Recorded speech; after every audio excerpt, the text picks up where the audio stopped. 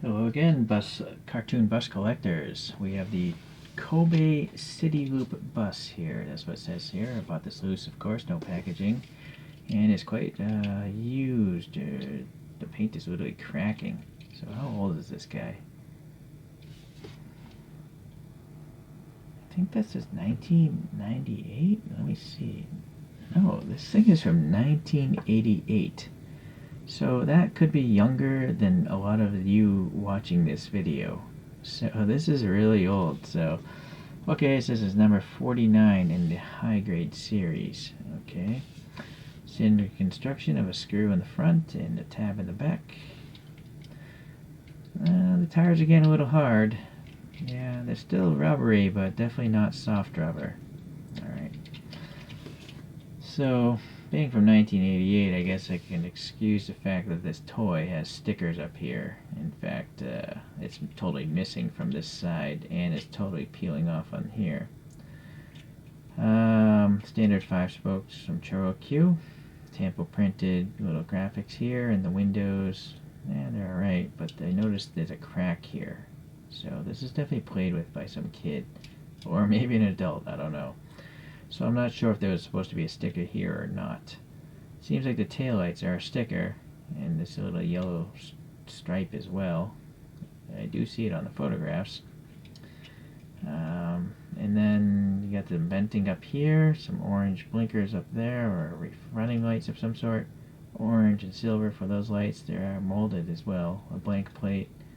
And then again, a sticker here. I'm not sure why it has like this weird flag on it, but that is on the real vehicle as well. Alright. Alright. Just, yeah, you can see the paint's cracking. So, alright. Okay, let's pull out a couple old buses. One of my early ones is this Kanagawa Loop bus. I think that's a modern bus. It's supposed to look retro as well. Here is like an onsen bus, or translate said this is for like a Japanese hot springs area, and that graphic does look like a Japanese hot bath or something. But I don't know if that bus is, I couldn't find out, what kind of bus that is in real life, so I have no idea what it is. And then here's two old buses that really were old, like post-war Japan kind of old.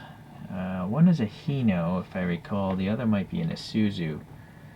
And they're called bonnet buses because they have bonnets for their, covering their engines up.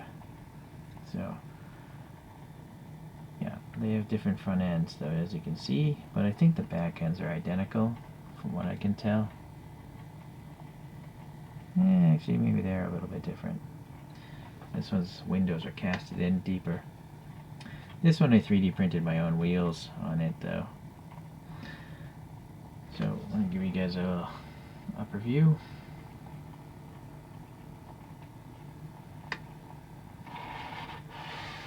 And let's let this guy spin on its own.